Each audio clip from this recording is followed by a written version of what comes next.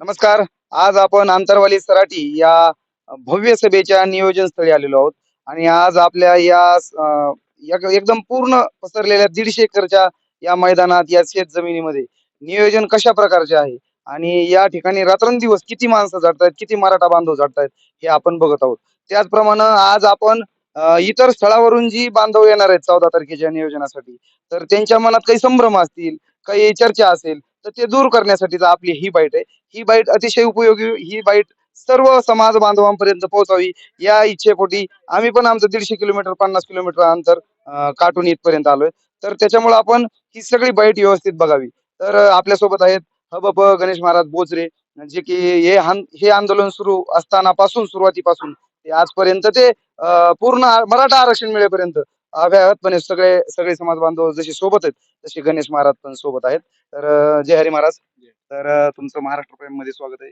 तर माझा पहिला प्रश्न असा असेल की समजा समाज बांधव सगळ्या महाराष्ट्रातून येणार आहेत, पण समाज बांधवांमध्ये भीती नाही, काही नाही, येणार तर आहेतच सगळे, पण समाजामध्ये चर्चा काय आहे की जवळची लोक अगोदर जातील, मैदान फुल होईल, आपण काय करू, आपण गेवराई पैसे थांबवू, मैदान जाम होईल किंवा ट्रॅफिक जॉईन होईल, आपण तिकडेच का होईना पण आपण सभेला जायचं, हा येतो हाई.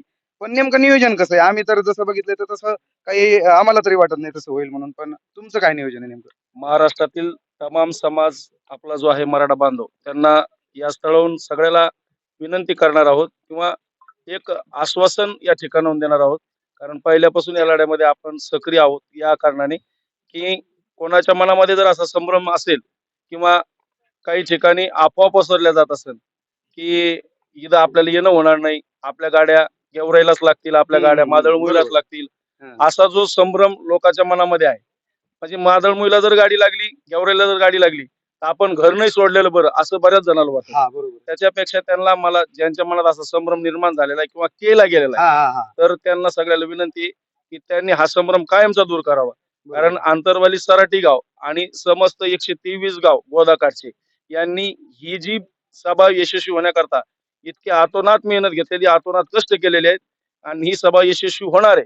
आणि त्याच्या संबंधित त्यामध्ये काय नियोजन आहे? त्यामध्ये असं नियोजन आहे की तो तुमचा सगळ्यात महत्वाचा प्रश्न, तो संभ्रम आहे, तो संभ्रम दूर करायचा आहे की येणारा प्रत्येक मराठा समाजा बांधव जो आहे आपला मराठा समाजाचा, तो या सभेस्थळी येणारच. कारण त्याची व्यवस्था आम्ही अगदी काटेकोरपणाने केलेली. तुम्ही पाहिलंय 80 एकरचं मैदान आम्ही पार्किंग करता केलंय आणि इकडून मी बरेचशी ठिकाणं असं आहे की ते मोकळी जागा दिसन त्या ठिकाणी आम्ही पार्किंग करणार आहोत. आणि इकडून तुमच्या मादळमुई साईड, समजा नारायणगड साईड किंवा बीडकडून धाराशिवकडून तिकडून जेवढे येणार वाहन आहेत त्यांची सुद्धा पार्किंगची व्यवस्था, इथं जर जागा नाही पुरली तर आम्ही आपल्या कर्मयोगी अंकुशराव टोपे सहकारी साखर कारखान्यात जेवढी पार्किंग आहे त्या ठिकाणावर ती व्यवस्था केलेली आहे.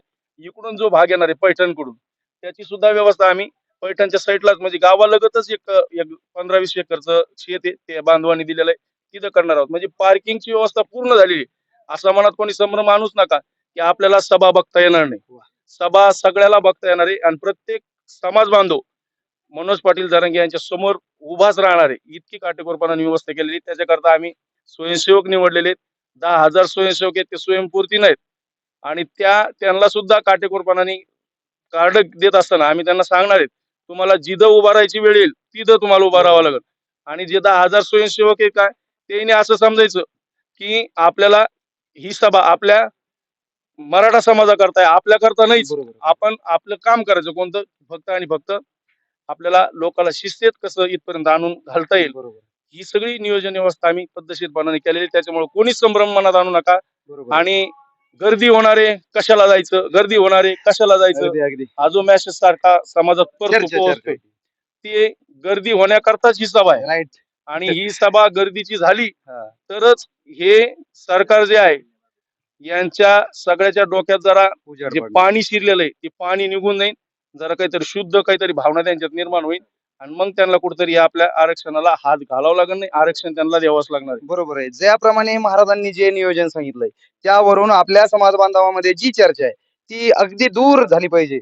अतिशय जो माणूस सभेसाठी मनातून निश्चय करून घराच्या बाहेर पाऊल टाकल तो थेट आंतरवलीतच पोहोचेल. मध्ये कुठंच त्याला ट्रॅफिक अडवणार नाही. वारा ऊन, वारा पाऊस, मराठे आजपासून नाही, हजारो वर्षापासून अटक ते कटक दौडलेले आहेत. ही ट्रॅफिक बिरफिक आपल्याला नाही. हे नियोजन चोख आणि काटेकोरपणे केलेलं आहे. त्यांनी तसं 60-62 एकरची तशी व्यवस्था केलेली आहे. त्याच्यामुळे हे सगळं नियोजन होत असताना आपल्या समाजामध्ये जी चर्चा चालू असेल किंवा एखादा म्हणत असेल, काळजीपोटी म्हणत असेल बुवा तुम्ही चर्चा जी करता ती काळजीपोटी असेल महाराज. पण ही काळजी तुम्ही अगदी घेतलेली लेकराबाळासारखी. बरोबर आहे. तर अशा प्रकारे ही आणि त्याचप्रमाणे ही जी सभेसाठी जागा आहे, ही किती एकरची? ही आज तयार झालेली जागा जवळपास 150 एकर आहे. अजून 50 एकर पलीकडच्या साईडला जागा उपलब्ध आहे. ती सुद्धा तयार टायमाला करावची वेळ आली तरी बरं. करावंच आता लागणार आहे. सध्या जी पेड मीडिया आहे, जी समजा पेड मीडियाच म्हणतो आपण, ती ती जी चर्चा करते, की बुवा या सभेला कोण खर्च करायला तर ह्या खर्चाचं नियोजन कसं आहे या नेमकं? खर्चाचं नियोजन सरळ सरळ तुम्हाला सांगतो. हा जो लढा आहे, हा लढा सर्व गोदाकाठचा परिसर म्हणजे 123 गावांना उभा केलेला हा लढा आहे. बरोबर. त्या लढ्याचा खर्च पाटलांनी ज्यावेळेस गाव सोडलं इथून म्हणजे राज्यभर दौरा करायच्या टायमाला त्यावेळेस त्यांनी आम्हाला सूचना दिल्या की ह्या सभेचा खर्च आंतरवाली सराटी ह्या गावानं तर पूर्ण आपलं जीवच पणाला लावला. बरोबर आहे. पण हे त्यांच्यावर एवढा खर्च टाकू नका म्हणून ही सभा भव्य आहे. त्यांच्यावर एवढा खर्च टाकण्यापेक्षा त्यांचं समर्पण आहेच आपल्या आहे, आहे. जाती करतात सराटी आंतरवलीचं. पण हा जो खर्च आहे हा सगळा खर्च 123 गावानं उभा केलेला लढा आहे. 123 गावाकडूनच पैसे घ्यायचे. 123 गावाच्या व्यतिरिक्त 124 गाव चिटकून जरी असलं तरी त्यांच्याकडून वाह! पैसे घेऊ एक नका. अजून एक मुद्दा आम्हाला त्या चर्चेद्वारे कळाला. आता आमच्या भागामध्ये ज्या नारायणगड परिसरामध्ये आम्ही समाज बांधव आपल्या इकडे येण्यासाठी जे नियोजन चालू आहे, तर त्याला स्वेच्छेने वर्गणी लोकांनी दिली. कर्तव्य निधी गोळा केले.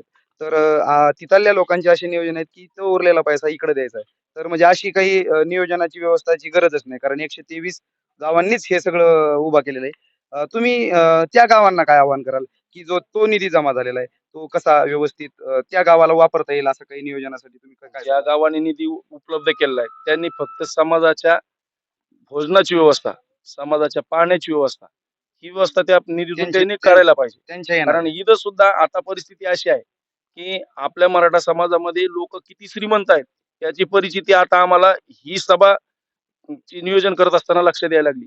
एक माणूस आपल्याला 50,000 बाटली, कोणी 1,00,000 बाटली पाण्याची, अ, कोणी आता कोणी म्हणतंय आम्ही 5,00,000 लाखाचं लोकांचं जेवण आणू. म्हणजे एवढी भव्य तयारी. इथं येणारा माणूस पाण्याविना सुकून बी जाणार नाही आणि अन्नाविना सुकणार नाही.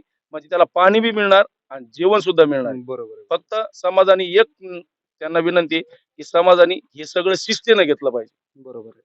अतिशय सुंदर असे नियोजन आहे. या ठिकाणची 150 एकर जमीन आणि तुम्ही मागे बघितलेले आहे, की वडीगोद्रीच्या ब्रिजच्या उजव्या बाजूला जी बाजार समितीची जागा आहे, जवळपास 65 ते 70 एकर जमीन आहे. तिथं पण आपण ती जागा बघितलेली.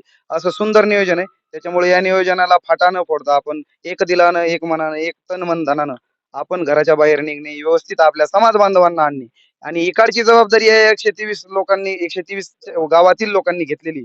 त्याच्यामुळं महाराजांनी किंवा या इथल्या नियोजनकर्त्यांचं असं स्पष्ट मत आहे, की तुम्ही जे तुमचे गावकरी बांधव, समाज बांधव, माता भगिनी आणतायत, तर तुम्ही त्यांची काळजी घ्या. त्यांना व्यवस्थित आणा. त्यांच्या खाण्यापिण्याची सोय व्यवस्थित करा. इथं तर सोय आहेच, पण त्यांना लक्ष द्या. त्यांना नियोजित वेळेत आणा आणि नियोजित वेळेत घरी न्या आणि त्यांचे हाल होणार नाहीत, असंच यांचं मत आहे. त्याच्यामुळं आपण सर्वांनी संभ्रम निर्माण करता ही पॉझिटिव्हनेस, ही सकारात्मकता आपल्या अवतीभोवती पसरवली पाहिजे. त्यामुळं त्यामुळे आपण सगळे एकदिलाने या सभेसाठी नियोजन करूयात. आपले काही मराठा पत्रकार बांधव असतील, त्यांनीही या बाबतीतच्या गोष्टी पूर्णतः निस्वार्थीपणे आपण ही पुढची 5-10 दिवस आपण पूर्ण समाजासाठी देणार आहोत. आतापर्यंत आपल्याला समाजाने भरपूर दिलेलं आहे. आता यापुढे आपली गरज आहे. मराठा पत्रकार बांधवांना माझी विनंती कळकळीची, एकही चुकीची गोष्ट आपल्या माध्यमातून पसरता कामा नये. कारण आपण देणं समाजाचं लागतो. कोणत्या एखाद्या नेत्याचं वगैरे किंवा एखाद्या कंपनीचं नाही.